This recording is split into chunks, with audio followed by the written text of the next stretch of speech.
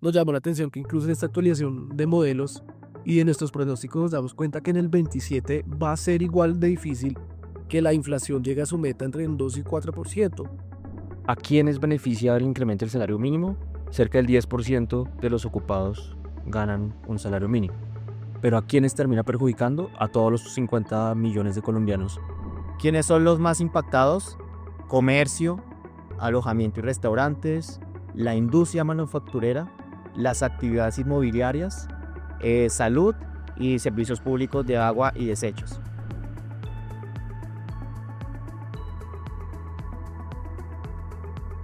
Hola a todos, un gusto saludarlos. Bienvenidos nuevamente a nuestro podcast Hablemos de Economía.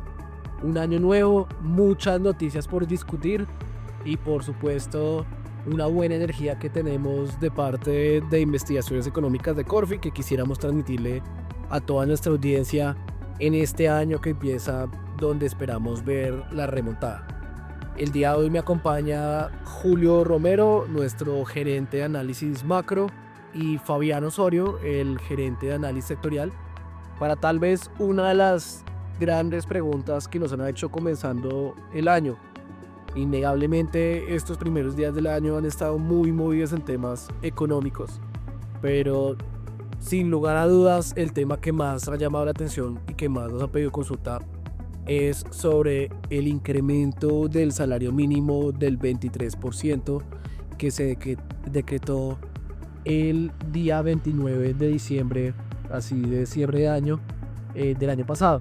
Pues esto, la verdad, y hay que partir de eso, fue un dato y una noticia, una decisión muy por encima de lo que teníamos pronosticado nosotros, pero creo que la mayoría de analistas, en tanto corresponde o es equivalente a un aumento adicional al 17%, es decir, 17 puntos por encima de lo que usualmente se entiende como lo técnicamente deseable, que palabras más, palabras menos, es reconocer el poder adquisitivo, lo que se perdió en la inflación, por eso una variable es inflación, y en segundo lugar en la productividad, que de hecho la inflación cerró el año pasado en un 5,1%, mientras la productividad estuvo cercana al 1%, fue 0,9% en los primeros trimestres del año.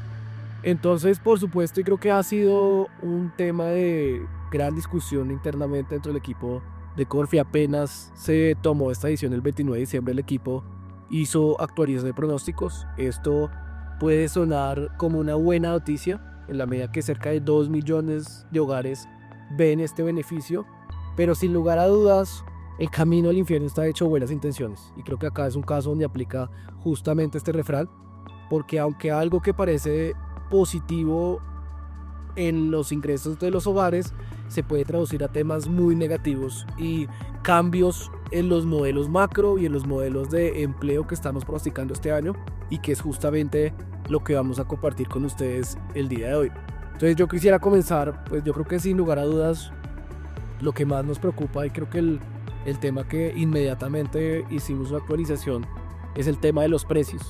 En la medida que se aumente el salario mínimo muy por encima de lo técnicamente deseable, esto se va a generar un impacto en los precios que al final se ha traducido en un costo de vida adicional a todos los hogares. Entonces, Julio, si quiere, comparta un poco el análisis que hemos hecho y la nueva actualización de proyecciones con base a estos datos o a esta decisión que se tomó a finales del año pasado.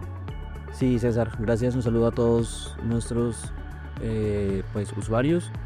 Efectivamente, el aumento en el salario mínimo, como usted ya lo explicó, cambió el panorama macro del 2026. Nosotros acabamos de publicar las proyecciones para el 2026 con una inflación para este año del 4,9%. Recordemos que en 2025 cerramos con 5,1% de inflación. Desafortunadamente, con el cambio en el salario mínimo, ese 4,9% ya no va a poder materializarse. Nosotros estamos revisando al alza el pronóstico a 6,5%, es decir, se va a alejar aún más del objetivo del Banco de la República, y eso va a tener unas consecuencias, digamos, para la economía, que va a implicar un aumento de tasas de interés. Yo creo que algo que usted tocó, pero me parece clave de resaltar, es ¿a quiénes beneficia el incremento del salario mínimo? Cerca del 10% de los ocupados ganan un salario mínimo. ¿Pero a quiénes termina perjudicando? A todos los 50 millones de colombianos vía mayores costos, mayor costo de vida. Para explicar un poquito ese 6,5% pronóstico de inflación y que ustedes entiendan un poquito cuál es el canal de transmisión del salario mínimo a los precios, tengan en cuenta que dentro de la canasta del consumidor, el IPC, hay casi 190 rubros. Cerca de 49 están indexados, es decir, sus precios se ajustan ya sea con la inflación rezagada, ya sea con el salario mínimo. Pero el peso dentro de toda la canasta es el 60%, aunque son solamente 49 de 188 rubros, esos 49 rubros pesan el 60% de la canasta al consumidor. ¿Qué tenemos en esa canasta? Tenemos comidas para el hogar, tenemos educación, tenemos transporte. Si ustedes se ponen a pensar, son servicios principalmente, cuya estructura de costos tiene un componente importante de salarios. Entonces, seguramente ustedes ya lo van a empezar a sentir o ya lo vienen sintiendo cuando va a comprar el corrientazo, el almuerzo, cuando va a la peluquería, cuando va a lavar el carro. Ya esos incrementos empiezan a incorporar mucho el aumento en los costos salariales, y eso es lo que, pues como les dije, pesa de forma importante en la canasta de los consumidores. De hecho, la inflación de servicios, si uno le quita arriendo, yo ahorita les explico por qué quitamos arriendo, pero la inflación de los servicios, excluyendo arriendos, pasaría del 6,5% más o menos a casi el 13%, o sea, casi que se duplica la inflación de los servicios sin arriendos. ¿Por qué no incluimos arriendos? Porque los arriendos es uno de los rubros que se indexa con base en la inflación rezagada, no con el salario mínimo, y todos sabemos que los contratos de arriendos se ajustan cada año es con base en el aumento del IPC del año inmediatamente anterior, no salario mínimo. Pero por ejemplo las cuotas de administración, estamos viendo un debate importante porque pues en todos los edificios, los conjuntos están ajustando esa cuota de administración con base en salario mínimo, y eso pues afecta de forma importante pues el bolsillo de los 50 millones de colombianos, más allá de los que pues de quienes están ganándose ese salario mínimo y se van a ver beneficiados en el corto plazo. Sí, y yo creo que es una noticia en cualquier caso pues preocupante, y insisto en esta frase: el camino al infierno está lleno de buenas intenciones. Totalmente una noticia que para muchos, o algunos más bien, parece positiva, sí va a tener un impacto importante en los costos, y como bien dice Julio, todo el tema asociado con servicios, todos lo que son intensivos en mano de obra, naturalmente aumenta el costo. Pero ya en los tres, y la audiencia ya estará sintiendo en enero muchos de estos ajustes que están haciendo los diferentes restaurantes, peluquerías, y uno también tiene la visión, pues porque la medida que si su mano de obra representa una gran parte de los costos operativos de la empresa, y esta aumenta en un 23%, es decir, 17% por encima de la inflación, naturalmente hay que corregir esta cifra. No sé si frente al dato de 6,5, pues yo sí creo que hay que llamar la atención, Julio mencionó, pero hay que hacer énfasis: este es un dato negativo. O sea, si bien hay algunos que dicen que de pronto un 5 o un 6% no está preocupante como un 10 o un 12, 13% que tuvimos hace unos años, pues yo creo que hay que advertir, y ahorita lo vamos a conectar más con el tema del Banco de la República, pero hay que advertir que el Banco de la República tiene una meta entre 2 y 4%. Digamos que en principio los precios, para que sean sostenibles, la inflación objetivo, digamos, es un rango medio de 3%, con un rango entre 2 y 4%. Entonces, sin lugar a dudas, que sigan aumentando el costo de vida, y muy importante porque esto implicaría que por sexto año consecutivo, en el año 2026, el Banco de la República no cumpliría su meta. Pero más aún, y creo que de pronto, si Julio en eso puede completar algunas cifras, en la medida, como bien mencionó Julio, muchos de los efectos que estamos viendo es vía indexación, es decir, yo hago los ajustes con base en lo que pasó el año pasado o la edición de salario mínimo. Es predecible que en el año 2027 veamos una situación muy similar. A nosotros nos llamó la atención que incluso en esta actualización de modelos y de nuestros pronósticos nos damos cuenta que en el 27 va a ser igual de difícil que la inflación llegue a su meta entre un 2 y 4%. Y esto, sin lugar a dudas, es una muy mala noticia y refleja justamente estos efectos negativos que va a tener el salario mínimo, y que por supuesto todos los colombianos, cerca de 50 millones de colombianos, vamos a terminar pagando. Sí, total, muy oportuno el comentario. En 2026 el efecto salario mínimo ya lo explicamos, pero eso va a tener un efecto de segunda vuelta. Y es, como la inflación del 2026 va a ser más alta debido a choque de salario mínimo, En 2027 todo lo que se indexe con base en la inflación de 2026 pues va a tener un punto de partida más alto, y ese es el caso particular de los arriendos. Los arriendos pesan un 25% de la canasta del IPC. Entonces eso le está poniendo un piso, esa gran indexación que tenemos en Colombia, le está poniendo un piso a la inflación, y seguramente en 2027 vamos a tener inflaciones todavía por encima del rango del Banco de la República. Son malas noticias pensando en que pues, los hogares, las empresas, después de un ciclo complejo de tasas de interés altas, estábamos esperando que pudiéramos ver recortes. Esa esperanza se aleja con ese panorama inflacionario. Y creo que entonces entremos en materia al tema de tasas de interés. Yo sé que muchas de las personas que nos siguen pues son empresarios o consumidores, y naturalmente la tasa de interés tiene muchas implicaciones en sus decisiones del día a día. Y acá es donde hicimos la segunda actualización. Una primera, recordemos, aumentamos el pronóstico de inflación de un 4,9 a un 6,5%. Y esto naturalmente lo que se ha traducido también es que el Banco de la República va a tener que ser un poco más agresivo en el aumento de tasas en este año. Nosotros en el informe del año pasado advertíamos que las tasas de interés podrían subir cerca a un 9,75. Yo creo que vale la pena llamar la atención, pues cerramos el año pasado con una tasa de interés del 9,25. Una subida del 9,75 era una subida de apenas 50 puntos básicos. Hoy estamos avisorando más una subida entre 250 puntos básicos y 300 puntos básicos en la tasa de interés.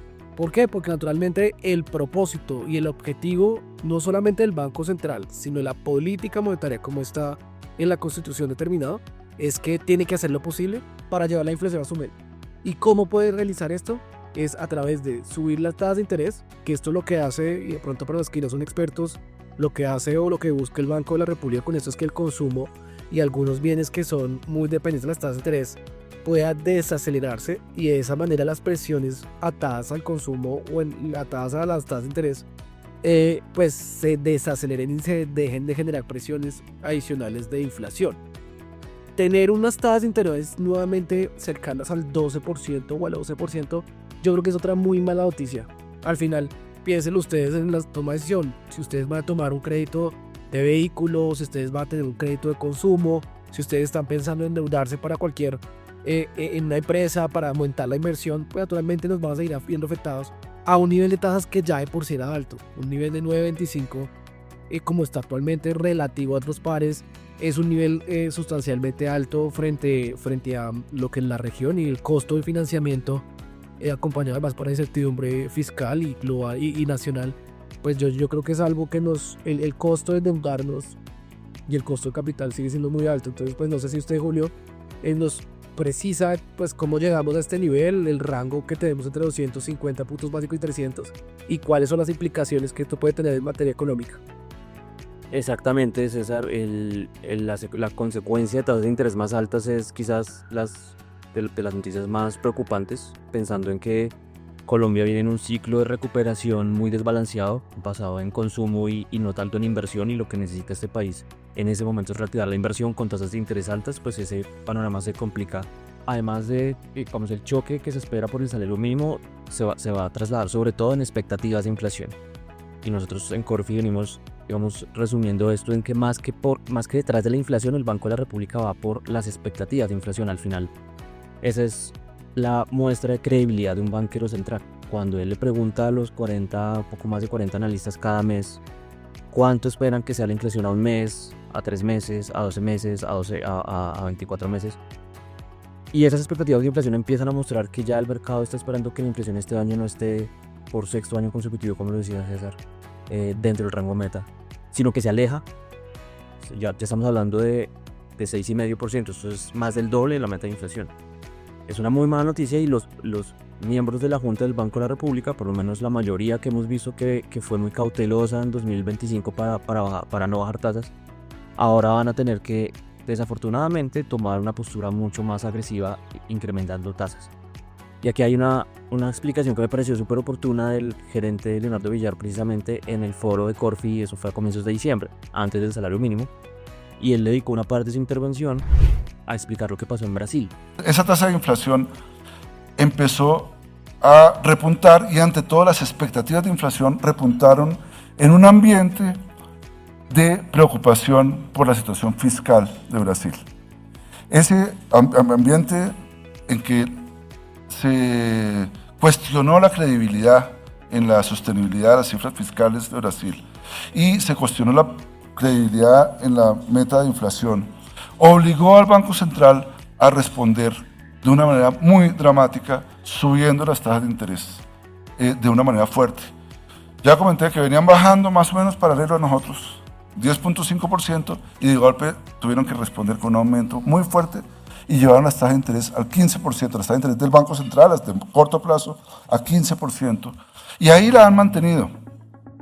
En Brasil, hacia finales del 24, comienzos del 25, las expectativas de inflación empezaron a subir, empezaron a alejarse del rango objetivo, y el Banco Central de Brasil tuvo que subir tasas de forma muy agresiva, llevándolas del 10,5% al 15%, o sea, subió 450 puntos básicos la tasa de interés en Brasil. Colombia no es exactamente Brasil, pero sí se está pareciendo cada vez más. Y el hecho de que el gerente Villar lo haya mencionado, yo creo que es una buena pista de lo que ellos están viendo. Si las expectativas de inflación, como ya lo acabamos de ver en la encuesta del Banco de la República de enero, que salió hace muy poco, ya el consenso está esperando que en 2026 la inflación sea del 6,4%, o sea, muy cerca. El consenso de analistas se ajustó mucho a lo que esperamos en Corfi. Pensando en reacción de política monetaria, pues tiene que ser una reacción contundente. Entonces, de nuevo, el Banco Central va a tener que ir a anclar las expectativas de nuevo. Eso le va a costar unos 250, 300 puntos básicos de subida. La discusión está a qué velocidad van a hacerlo. Entre más rápido, nosotros creemos que podría tener un impacto más efectivo en las expectativas de inflación, y de cierta forma podría empezar a darse la discusión más adelante de bajar tasas de interés. Si las expectativas de inflación corrigieran, podríamos estar hablando que más adelante se pueden bajar tasas de interés, pero por ahora el ciclo de subidas es inminente. Lo que estamos discutiendo es a qué velocidad para la primera reunión del Banco de la República, que va a ser a finales de enero. Estamos esperando que haya un aumento de la tasa de interés de 50 puntos básicos, aunque no nos sorprendería que pudiera ser más. Estamos en un terreno desconocido. La verdad es que el banco está enfrentando una situación sin precedentes en cuanto al desanclaje de expectativas, 6 años seguidos sin cumplir la meta. Seguramente vamos a seguir viendo una junta muy dividida, con 4 codirectores que han estado muy del lado ortodoxo y que seguramente van a ser los que defiendan la subida de tasas, y otros 3 codirectores que van a ser pues heterodoxos, que digamos van a tener argumentos para no subir tasas. Pero en todo caso sí es una mala noticia, pensando en crecimiento, pensando en reactivación de la inversión, de sectores como vivienda, de sectores como infraestructura. En general, pues hay muchos proyectos que con tasas de interés altas han enfrentado dificultades para poder ser económicamente viables. Y pues el panorama 2026-2027 sí nos dice que vamos a tener tasas de interés pues altas por más tiempo. Muchos nos preguntan por qué llegamos a este resultado de 250 puntos básicos y 300 puntos básicos. Esto es un compendio de elementos. Por supuesto, lo mencionó Julio, el tema de expectativas de inflación, del desanclaje, pero hay una que a mí me parece muy valiosa para tener presente: es la tasa de interés real.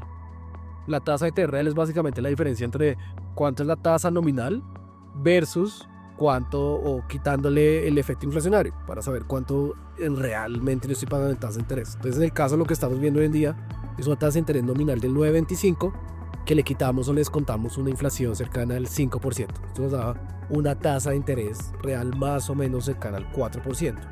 ¿Por qué esto es relevante? Porque un poco el análisis que hicimos dentro del equipo, y que creemos que el equipo técnico del banco y así mismo los codirectores van a tener en cuenta, es que solo en el efecto de inflación, o sea, es decir, real en términos de inflación y de precios, ¿cuánto creemos que puede ser el impacto? Recordemos que nuestro cambio fue de 5% a un 6,5%. Es decir, que aumentó en 1,5 o 150 puntos básicos la inflación. Eso diría que en principio, para mantener la tasa de interés real cercana al 4%, tendría que subir en 150 puntos básicos. Esto llevaría más o menos a 10,75.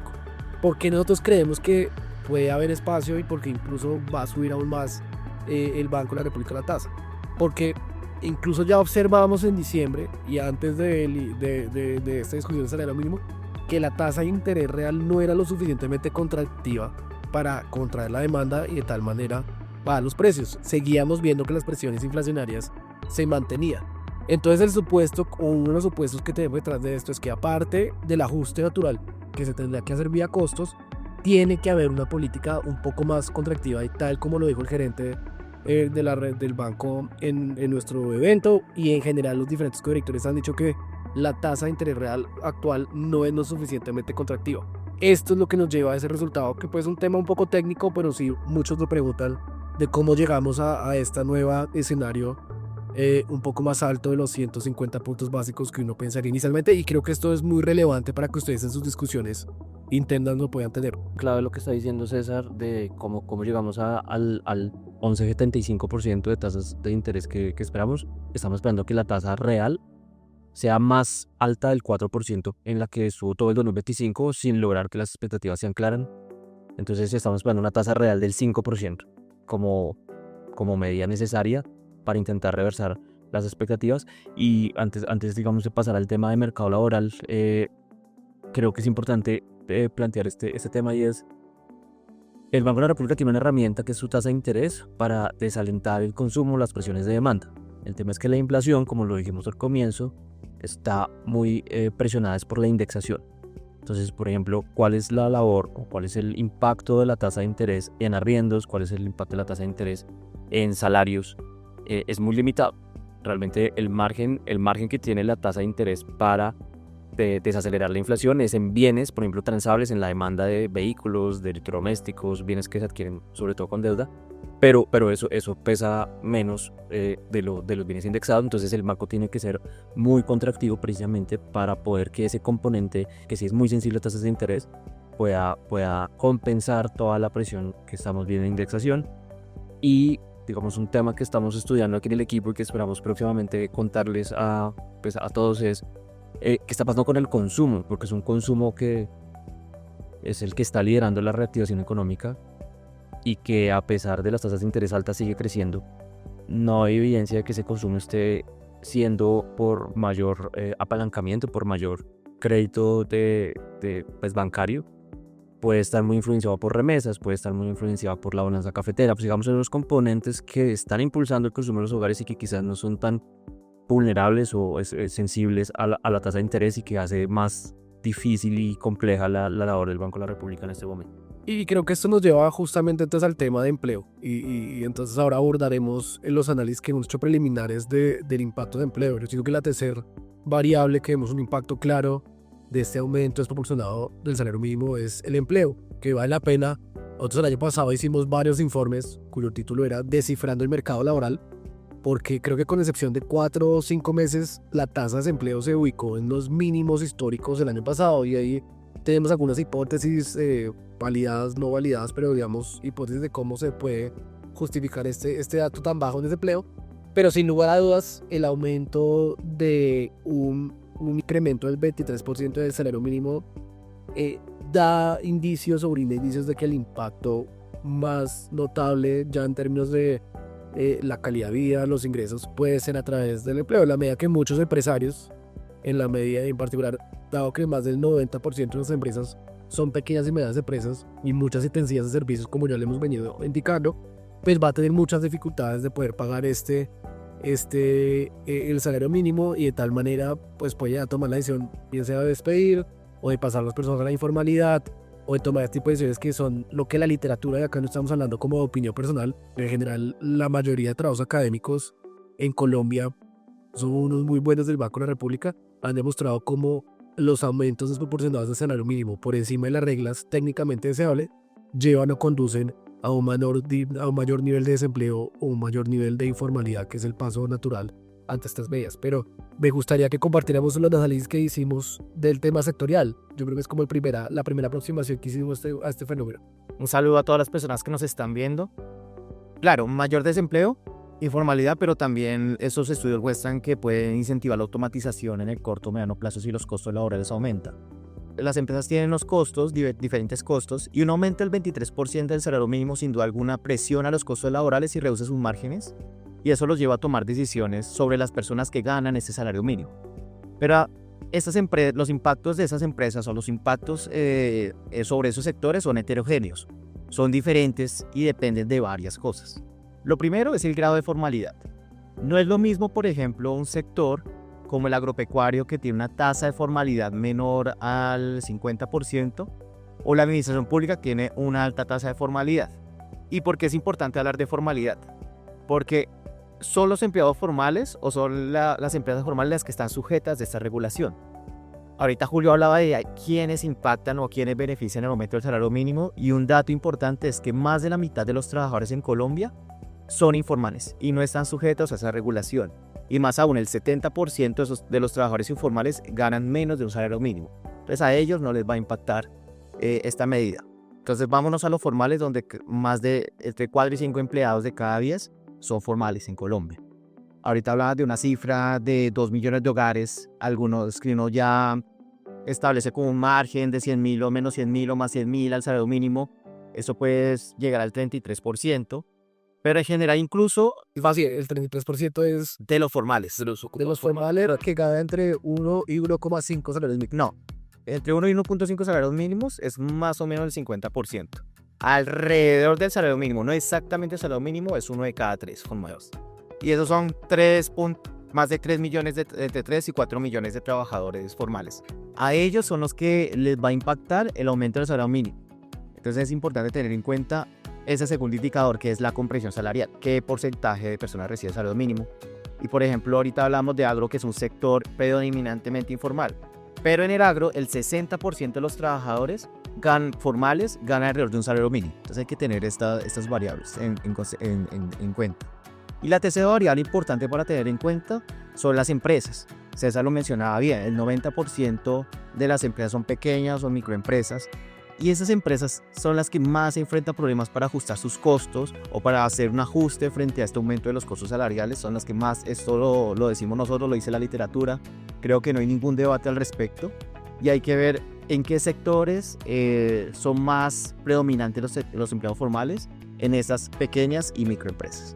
Entonces hicimos un cálculo de vulnerabilidad para determinar esto, tomando en cuenta estas variables, y nos dimos cuenta que los sectores más vulnerables, porque o tienen una alta tasa de formalidad o porque tienen una mayor participación de empleados formales dentro del total, que ganan el salario mínimo dentro del total, son salud, actividades inmobiliarias, la industria, que es tan importante, tenemos también comercio y también tenemos alojamiento. Esos son los sectores que más se van a ver impactados.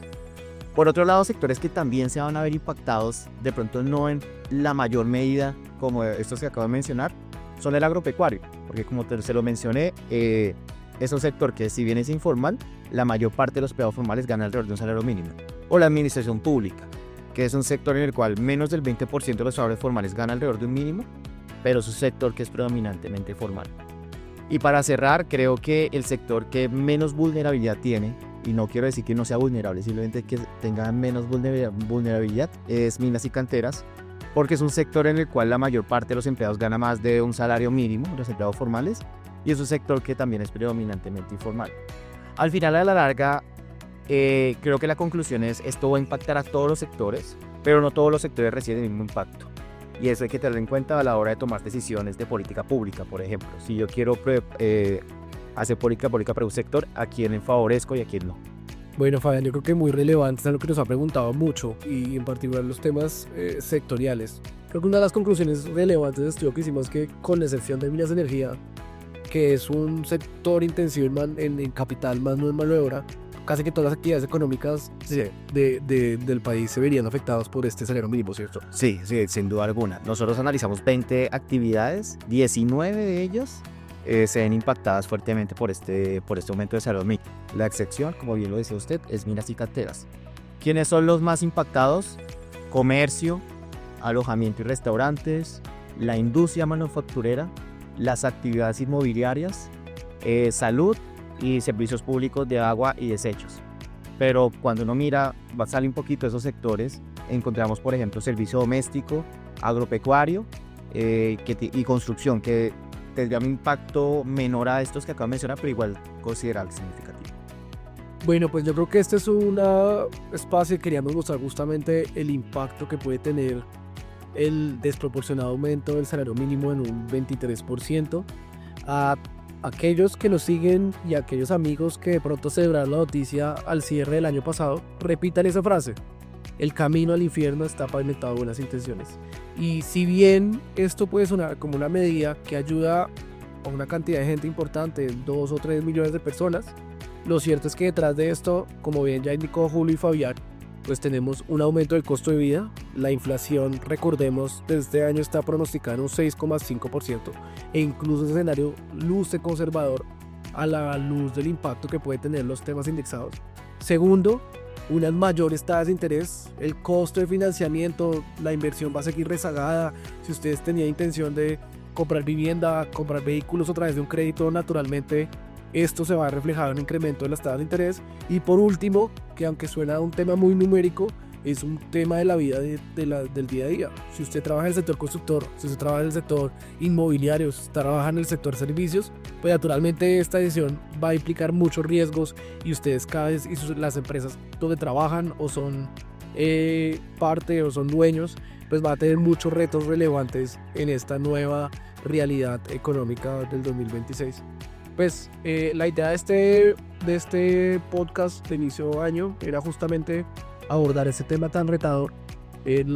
Para ser honesto, el equipo va a seguir trabajando. Vemos que es una reacción rápida, una decisión que va a tener implicaciones en largo tiempo, entonces seguiremos compartiendo con ustedes información y por supuesto pues no cabe duda que cuenten y sigan contando con el equipo de investigaciones de Corfi Colombiana para un año 2026 retador, que como lo dijo nuestro informe del año pasado, esperamos una gran remontada, tendremos unos grandes retos que vendrán y que probablemente el próximo gobierno tendrá que abordar, pero confiamos y somos optimistas de que tomando las decisiones adecuadas, llevando una agenda económica clara y priorizando los temas que son relativamente sensibles, pues vamos a tener una remontada, además muy alineado con el mundial.